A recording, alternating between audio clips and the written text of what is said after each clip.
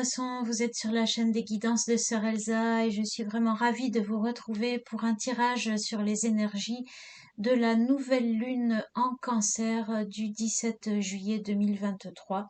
Donc nous allons découvrir ensemble dans un premier temps l'ambiance de cette nouvelle lune avec le tarot del Fuego, avoir un coup d'œil sur une manière générale sur votre vie au moment de cette nouvelle lunaison. Et ensuite, dans un deuxième temps, nous allons approfondir un petit peu une guidance avec un tirage de la croix celtique et un tarot du Rider-Waite, le tarot de la forêt enchantée.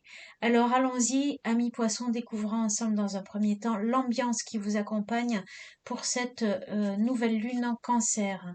Nous avons ici le 6 de coupe qui nous parle d'équilibre. Nous avons ici l'as des épées qui nous parle peut-être de nouvelles idées, de nouveaux projets ou du fait de prendre une décision importante. Et nous avons aussi le 9 des épées. Le 9 des épées qui peut nous parler de contrariété. Y aurait-il peut-être pour certains une décision qui vous pose souci, qui serait susceptible peut-être de bouleverser l'équilibre que vous avez?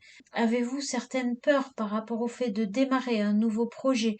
Avez-vous peur peut-être que cela perturbe votre équilibre? Peut-être que le petit Lenormand nous en dira plus. Nous avons ici la montagne, nous avons le consultant, nous avons l'anneau. Nous avons ici le serpent, nous avons ici la tour et nous avons l'ours. Nous avons ensuite le renard, les oiseaux et les nuages.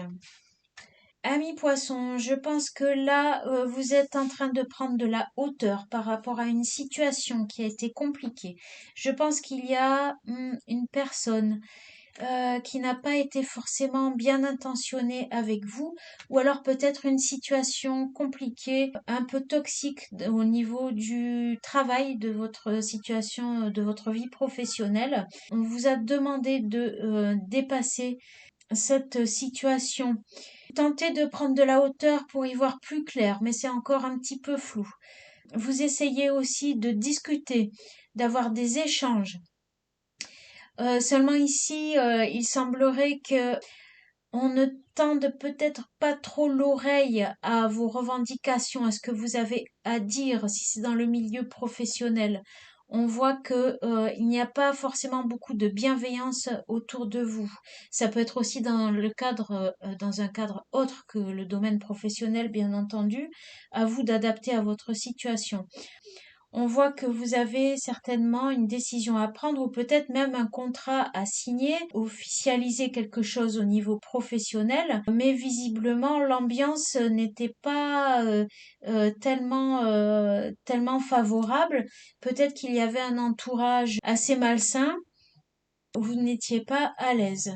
En revanche, on peut voir que vous pouvez, en prenant ainsi de la hauteur quand même, en essayant de regarder les choses avec un peu plus de hauteur, disons que ça vous procurerait une certaine assise, c'est évident.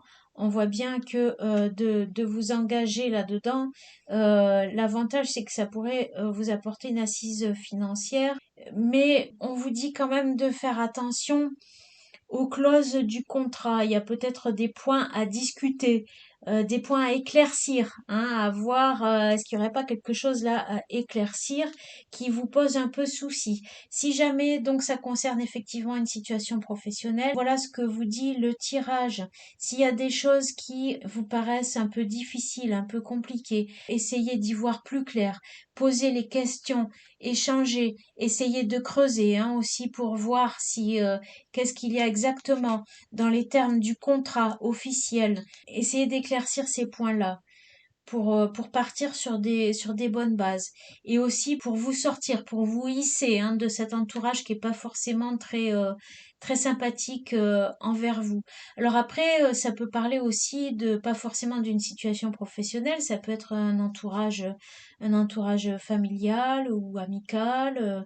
On voit qu'il y a quand même des choses à dénouer certainement avec l'administration, hein, pour vous au niveau personnel en tous les cas. Et s'il y a une situation compliquée au niveau administratif, parce qu'il y a peut-être une tierce personne qui s'est immiscée, qui a mis la pagaille, je ne sais pas, dans la situation, dans les papiers, dans le contrat, dans je ne sais quoi, dans le... Donc à ce moment-là, échanger, hein, essayer de communiquer pour faire la lumière sur la situation, parce que ça concerne quand même un engagement qui pourrait être porteur pour vous finalement. On va voir la conclusion du tirage. Oui, c'est peut-être pour ça qu'il y a ici une décision à prendre qui vous est compliquée parce que peut-être que ça vous fait un peu peur si effectivement les collègues ou toutes les personnes qui gravitent autour de cet endroit ou de ce travail sont assez toxiques pour vous, c'est pas très engageant. Seulement, il y a l'aspect matériel aussi qui est ici représenté par l'ours qui forcément pèse dans la balance. Vous étiez à même quand même de trouver un équilibre, mais là, on essaye visiblement de peut-être vous déstabiliser, de contrarier cet équilibre. Voyons qu'est-ce qu'on me dit d'autre. Il y a une fin de cycle et vous pouvez trouver aussi la force, hein, de dépasser ça, je pense. Ça peut concerner de la créativité ou des personnes que vous avez rencontrées récemment. Il y a vraiment un équilibre, hein, pour vous à trouver là-dedans, hein. Ça peut être potentiellement une bonne opportunité, mais voilà, il y a vraiment un entourage un peu compliqué là, hein. Mais après, si vous prenez de la hauteur par rapport aux médisances, je ne sais pas, par rapport à tout ça, vous pouvez peut-être aussi avoir une meilleure vision des choses et être plus à même de prendre la bonne décision. Voyons qu'est-ce qu'on a en résultat. On a la croix, on a l'arbre et on a la faux. Bon, il y a quelque chose qui se termine visiblement. Peut-être ça peut être aussi au niveau familial, hein, avec l'arbre. Avec l'arbre. Ça peut parler aussi de mettre fin à une mauvaise habitude au niveau de l'hygiène de vie.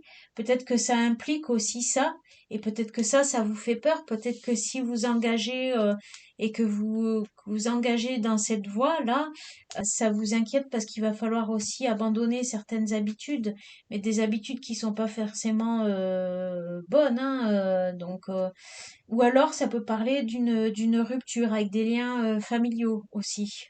J'ai bien envie de recouvrir quand même avec le tarot del Fuego. On va recouvrir plusieurs cartes, hein. On va recouvrir, tout d'abord j'ai envie de recouvrir le serpent. On a ici le 2 des bâtons.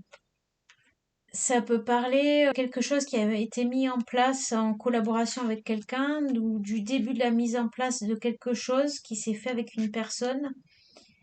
Ou est-ce que c'est le but fixé? Est-ce que vous envisagez de démarrer quelque chose avec quelqu'un, mais cette personne ne semble pas forcément bien intentionnée? Sur la croix, on va voir. Sur la croix, là voilà, c'est l'as des bâtons. Ça peut être quelque chose d'assez passionnel. Mettre fin à une passion ou un lien passionnel. Ça peut être une relation aussi, une relation toxique, hein, avec une dépendance affective.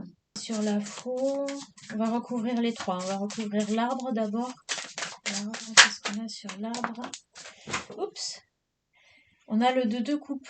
On peut nous parler, oui, d'une collaboration avec quelqu'un ou d'une liaison. D'une liaison avec quelqu'un. Faut-il mettre fin à cette liaison ou à cette collaboration pour d'autres? On a les amoureux là ici. Retrouver son équilibre, retrouver sa place, et peut-être que ça concerne justement un couple. Faut-il mettre fin au couple? Alors ça parlera pas à tout le monde parce qu'autrement ça peut parler d'un équilibre. C'est la fin d'une certaine forme d'équilibre aussi au niveau des projets, au niveau du professionnel, au niveau du pro et des collaborations qu'on a pu avoir avec ça, hein. Peut-être qu'on avait commencé à prendre une bonne assise dans le truc et puis que là, il y a l'équilibre qui est menacé par une personne qui intervient et qui cherche un petit peu à nuire. On a ici le jugement. il va falloir prendre une décision, c'est évident, et ça peut être aussi une fin pour renaître après, hein. Le jugement, c'est toujours ça, mais le moment là, il est venu n'importe comment de se décider. Le moment arrive là à grands pas pour vous vous allez être obligé de prendre votre décision et de rendre votre verdict là. Bon, bah écoutez, je pense qu'on va prendre une petite carte conseil, hein, ça va nous faire du bien. Et puis ensuite, on va voir, on va approfondir un petit peu ce tirage avec la guidance de la croix celtique. Alors un conseil pour les poissons, s'il vous plaît. Le plantain, une plante qui a beaucoup de vertus, le plantain. Élasticité, ça nous parle d'élasticité. Adaptez-vous tant que possible. Peut-être aussi que l'élasticité peut évoquer le fait de ne pas se fixer des limites trop restrictives, savoir, voilà, dépasser un peu notre zone de confort pour s'adapter potentiellement. Ça nous parle aussi d'assurance, hein, de garder l'assurance, la confiance que l'on a en soi, de garder son calme. Et ça dit bien évidemment de tenir bon et d'accepter les difficultés. Malléabilité. Écoutez, on va continuer le tirage avec la croix celtique. Je vous dis à tout de suite. Eh bien, nous revoilà les poissons pour votre tirage avec la guidance de la croix celtique. En dos de deck, nous avons l'as des bénédictions qui correspond à l'as des deniers, qui peut nous parler d'une opportunité qui vous est donnée, une occasion se présente à vous. Alors, voyons voir, peut-être que ça nous parle de ça, justement, peut-être que c'est le sujet qui vous préoccupe actuellement et que les décisions que vous avez à prendre sont en relation avec ça. Allons voir la carte qui vous représente. Nous avons le 7 des formules magiques. Vous êtes contrarié, vous êtes perturbé, vous êtes dans une situation un petit peu compliquée, un petit peu difficile. Au niveau de l'ambiance, nous avons l'enchanteur. Vous avez pourtant toutes les capacités. Vous avez l'ambiance, c'est le début de quelque chose. Il y a quelque chose là qui commence et ça vous inquiète. On voit que ça vous perturbe parce que ça vous met dans une situation un petit peu délicate. Les forces qui sont en action. On a le 9 des défis. Effectivement, on voit que vous avez peur. Ça réveille en vous des craintes. Peut-être avez-vous tendance à vous recroqueviller un petit peu dans votre coquille parce que la situation est un petit peu complexe. Alors complexe, alors dans le sens où tout simplement la situation n'est pas simple, il y a plusieurs choses, paramètres à gérer, plusieurs paramètres à régler pour pouvoir amorcer les choses dans de bonnes conditions.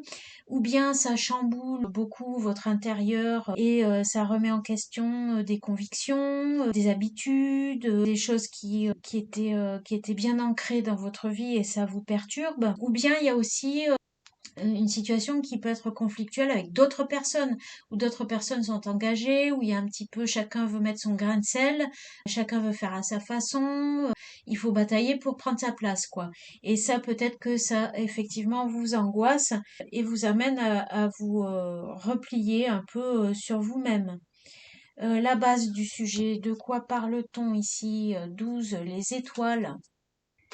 Ça nous parle quand même d'une voie qui serait peut-être pour vous toute tracée, si tant est que cela puisse exister. Mais en tous les cas, c'est quelque chose, je pense, qui vous tient à cœur, qui vous porte beaucoup, quelque chose qui vous donne de l'espoir, quelque chose qui vous fait vibrer. C'est quelque chose où vous avez l'impression que ça va vous mener à vraiment incarner votre vérité personnelle, à prendre votre place dans ce monde, y être à votre juste place. C'est quelque chose en tous les cas qui vous porte et qui a de l'importance pour vous. Par le passé, nous avions quoi? Le 4 des défis.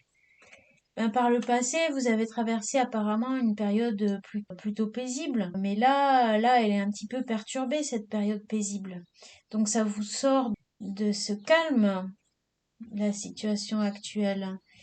Qu'est-ce qu'on a ici à venir? On a le défi des épées.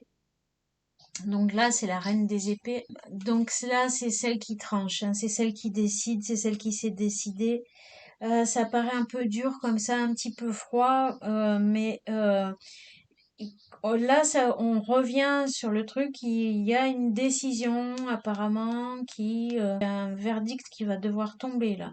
C'est probablement vous hein, qui avez le libre arbitre de la prendre cette décision. Nous avons l'enfant des formules magiques. C'est pour un nouveau départ. Hein, c'est pour une nouvelle énergie aussi. Départ sur quelque chose de neuf, quelque chose de nouveau. Mais je pense que c'est en relation avec des choses qui vous parlent vraiment. De quoi avez-vous peur? Oh, bah oui. Vous avez le 8 des défis ici. Je pense que vous vous êtes auto-limité. Vous avez peur de sortir d'une zone de confort, de certaines habitudes. Vous vous êtes mis dans quelque chose qui vous a limité finalement. Vous avez peur peut-être de faire tomber les murs, de faire tomber les barrières, de vous dépasser aussi. Peut-être que ça va vous demander de vous dépasser à un certain niveau, de prendre cet engagement. Au niveau de votre entourage familial et social, on a l'enfant des visions. L'enfant des visions, c'est quand même la joie, l'innocence, le bonheur. Là, vous êtes bien, là. Là, vous êtes bien. Avec vos enfants, peut-être, ça peut représenter vos enfants, si vous avez des enfants. Ou alors, ça peut représenter votre enfant intérieur aussi. Peut-être que vous êtes à l'aise quand vous écoutez votre enfant intérieur et que du coup, ça vous aide, pardon, à être à l'aise avec votre entourage quand vous êtes dans l'écoute de cet enfant intérieur. Et là, à ce moment-là, justement, les barrières et les limitations, les mauvaises habitudes, on les oublie, quoi. C'est quelque chose qui peut-être peut vous aider. Ce à quoi vous aspirez, c'est quoi? C'est le pendu. Ce que vous désirez, c'est peut-être de voir les choses sous un autre angle. C'est peut-être aussi d'avoir un temps de vous accorder un temps de répit pour justement pouvoir voir les choses sous un autre angle. C'est peut-être aussi de passer un cap pour acquérir des connaissances qui vous seraient utiles, même si ça demande une certaine forme de sacrifice. Peut-être aimeriez-vous être prêt ou prête. D'une certaine façon, on se fait un petit peu violence avec ça, hein. Mais ça aide à sortir justement des schémas limitants. Et c'est peut-être ça votre aspiration aussi, profonde. D'arriver à sortir de schémas limitants que vous avez pour mieux évoluer par la suite. Et puis peut-être aussi de oser et de savoir avec force vous dépasser, vous surpasser, vous voyez, faire ce qu'il faut pour dépasser ça, en fait. Ce qui peut impliquer de se mettre dans une position qui peut paraître inconfortable sur le moment, mais qui par contre est très très enseignante, quoi. En résultat, qu'est-ce qu'on a? On a le chercheur des visions. On a savoir écouter son cœur, savoir exprimer aussi la mélodie de son cœur, la mélodie de son enfant intérieur, en fait. Qu'est-ce qui chante votre enfant intérieur pour vous? Qu'est-ce qu'il vibre en vous? Quelles énergies il vibre en vous?